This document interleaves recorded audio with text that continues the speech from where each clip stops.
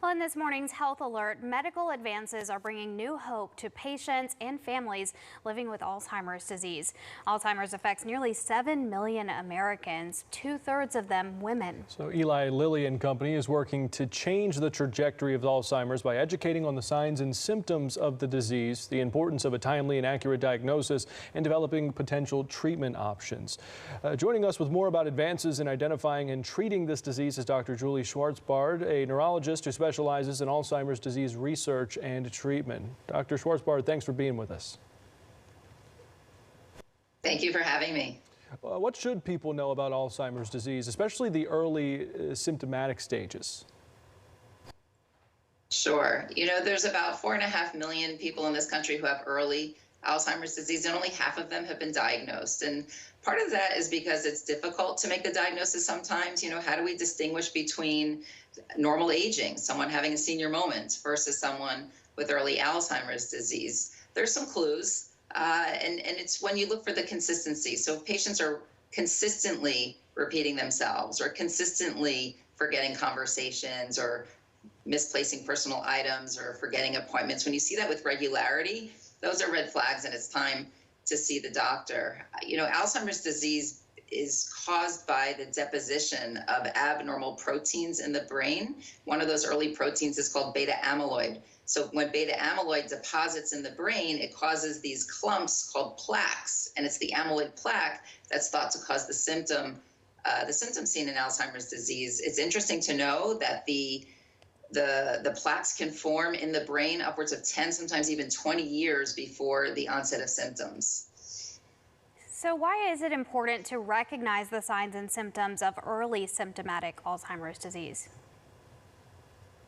Well, remember, these are our loved ones, right? Our family and our friends, and we want to keep them safe. So once they have a diagnosis, then we can manage expectations and help plan, perhaps financial planning, making sure that mom is safe to be driving, or making sure that dad is taking his medications properly. And then also, this is a pretty exciting time in Alzheimer's research. There are new medications coming to market. Many of them are anti-amyloid drugs, so they're pulling that amyloid out of the brain.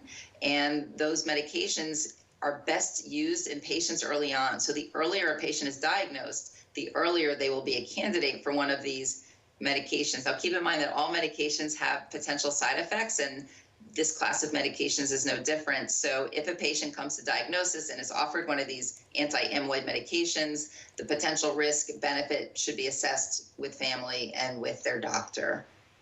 What barriers are preventing some patients from receiving a diagnosis? Well, one interesting barrier is the patient themselves. It's not uncommon for someone with Alzheimer's disease to lose insight, to lose their ability to understand that they're losing their memory. And so it takes those of us around them to recognize what's going on, to make sure we get them in to see the doctor. Because if they don't think there's anything wrong, they're not going to go get checked out. And then, of course, there's barriers that are structural. Getting in to see your doctor, getting in to see the specialist, getting appointments for the diagnostic testing. All of these barriers can be challenging when trying to make a diagnosis. And what role do diagnostics and treatments play in this disease? Well, diagnostics are interesting because just like treatment, we've made lots of advancements over the years. So now we have diagnostic tests, including an amyloid PET scan. So it'll light up the presence of beta amyloid on the scan. Others, alternatively, there's a cerebrospinal fluid analysis, like lumbar puncture, what we used to call spinal tap. There's even now a blood test. Now, the blood test is not confirmatory. It's considered a screening test. But patients can undergo a blood test, and if it's positive, they can move forward towards better diagnostic testing. All right, Dr. Schwartzbard, thanks again for being with us and informing us on the research that is ongoing with Alzheimer's disease. It's my pleasure. Thank you.